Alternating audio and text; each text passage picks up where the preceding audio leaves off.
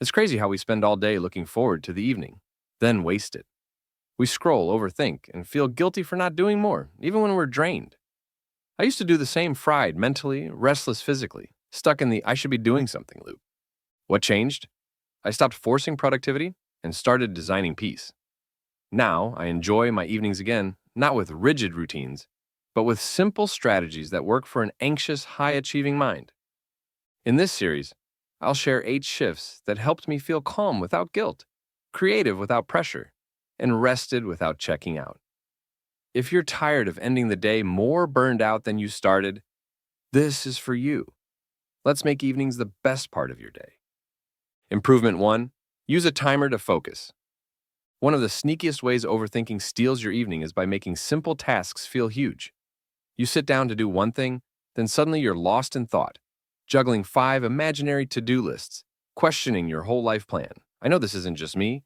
That's where a timer helps. It's more than a productivity hack. It's a way to anchor your nervous system. Set a timer for 20 minutes. No pressure to finish or be perfect, just you, the task, and the ticking clock. This creates a clear boundary, protecting you from spiraling into, should I do more? Or, is this even right? It's short enough to feel doable and structured enough to keep your mind steady. Most importantly, it tells your brain, this is a safe space to focus. I call it mental containment. When your thoughts scatter, the timer holds the space so you don't have to. When it rings, step away, breathe, and know, even a small step beats overwhelm and builds quiet progress. Improvement 2. Body scans, meditations, and visualizing yourself thriving in tough moments. As an overthinker, your brain doesn't just switch off when the day ends. It starts running post-game analysis. What went wrong, what you could have done better, what might go wrong tomorrow. But here's the truth. Clarity doesn't come from more thinking. It comes from tuning in. Try this tonight. Before reaching for your phone, pause. Sit or lie down, close your eyes, and slowly scan your body from head to toe. Notice where you're tense or holding on. Just notice. This simple act softens the mental static and brings you back to your body, the only place your mind can truly rest. Now, try something counterintuitive. Visualize the worst-case scenario. Go there, but don't stop at the fear. See yourself handling it with calm, strength, and creativity. This isn't about expecting disaster. It's about showing your nervous system that no matter what happens, you'll be okay. Together, these practices quiet the noise and reconnect you with something stronger than fear, your resilience. Improvement 3. Do the hard thing first. Let's talk about the habit that changed everything for me. Doing the hardest task first. Now, I know, it sounds like classic productivity advice, but for the overthinking mind, it's so much more than that. It's a way to reclaim your power before anxiety hijacks your night. Here's the deal. Your brain has a limited window of usable focus after work. And if you don't direct that focus with intention, it gets swallowed by distractions, doubts, and decision fatigue. That's why I started what I call the friction first ritual. The moment I get home and reset, I tackle the task I'm most likely to avoid. Not because I have superhuman discipline, but because I've learned something important. Resistance is loudest right before freedom. Whether it's sending that difficult email, prepping for tomorrow, or finally sitting down to create, do that one thing first. You'll be amazed how light the rest of your evening feels once it's out of the way. Remember, it's not about doing more. It's about clearing the mental fog early so the rest of your evening becomes yours to enjoy, not yours to escape. Improvement 4. Create an exciting reward for completion. Here's something most productivity systems forget to mention. Your brain needs to want to work with you, not just obey. That's where the power of a 10-minute reward comes in. And for an overthinker, this is non-negotiable.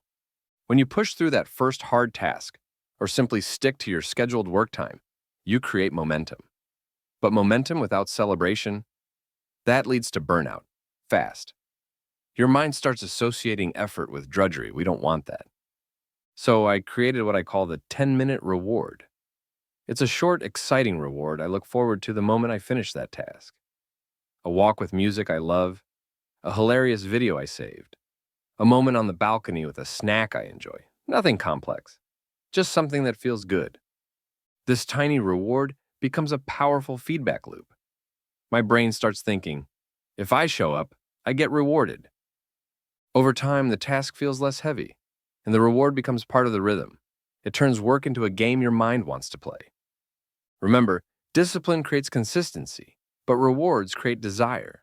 Use both. Improvement 5. Create an environment for action. Now that you're showing up for your schedule, let's talk about where you show up. Here's what many achievers miss. Your environment isn't neutral. It either pulls you into action or pulls you away. One game changer for me was the Action Sanctuary setup. You don't need a fancy office, just a small space that says, it's go time. One chair, one light, one clear surface. Keep it simple and intentional. Next, try the visual simplicity rule. Remove anything in sight that distracts you. Overthinkers get overstimulated easily, and clutter is just disguised distraction. Another powerful move is cue stacking. Light the same candle, play the same playlist, or open your planner before starting. These cues tell your brain, when this happens, I begin. Finally, stop treating your space like a container and start treating it like a trigger. When your environment supports clarity and flow, action stops feeling like a battle and becomes your default. Build a space that works with you, not against you. Improvement 6. Limit the dopamine. Now that you've built a space that supports action, let's talk about what breaks it. Dopamine overload. Your evenings aren't just lost to chaos. They're hijacked by tiny hits of false pleasure. A scroll here, a text there, and suddenly your focus is gone. Start with a simple dopamine drain audit. Just notice how often you reach for stimulation. For me personally, it's Instagram. For you, it could be emails. But once your addiction, you can shift. Try the controlled dopamine protocol. Pick one stimulant, your phone, caffeine, notifications, and scale it back by 10% each night. Not to punish yourself, but to retrain your brain to find calm without needing a hit. Add a boundary with the gatekeeper rule. One rule like no screens in bed creates a moat around your attention. And finally, my favorite, create a low dopamine window. 1 hour, no screens, no sugar, no noise, just stillness. At first it feels empty, but soon your natural drive comes back. Your brain stops chasing fireworks and starts craving depth. Because overstimulation isn't strength, it's waste. And when you lower the volume, your clarity comes through loud and clear. Improvement 7. Manage the diet. If you want to feel focused, calm, and energized at night, start with what's on your plate. Food isn't just fuel, it's chemistry. It shapes your mood, focus, and sleep. That's why I follow the clean fuel rule. In the last 6 hours of your day, eat only what restores energy and prepares your brain for rest. Heavy, sugary meals do the opposite, overloading your system and disrupting sleep. Here's the game changer. Before you eat, ask, will this make me feel better or worse in 30 minutes? That one pause shifts you from impulse to intention. Choose what I call mood food. Leafy greens, clean proteins, healthy fats. They steady your mind. Avoid sugar bombs and fried snacks. They spike your energy, crash your mood, and sabotage recovery. Simplify your evenings by pre-deciding 2 or 3 clean, go-to meals. You don't want to rely on willpower when you're drained. And if cravings hit at 9 p.m., pause. Are you actually hungry or just restless? Food is feedback. When you eat with intention, everything else, your focus, your calm, your discipline, starts to follow. Not because you forced it, but because you supported it. Improvement 8. Create a night routine. This isn't just a final tip, it's the anchor. Because the real enemy of rest isn't stress, it's stimulation, especially from blue light. That's why I follow a digital sunset. 1 hour before bed, all screens go dark. This is to shift your body into recovery mode, but removing stimulation isn't enough. You must invite calm. Try a wind down ritual, herbal tea, a quick journal to release or reflect, and 5 minutes of breathing or stretching. Something simple. Your brain starts to recognize the pattern. It's safe to let go. Still wired? Try the pre-sleep brain dump. Just spill your thoughts on paper for 5 minutes. No structure, no filter. You're clearing space for rest to land. And don't skip your environment. Dim the lights, cool the room, keep your phone out of reach.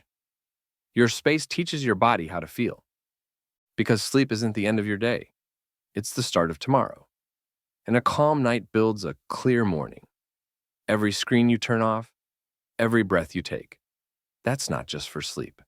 It's for peace, for clarity, for a life that finally feels like yours again.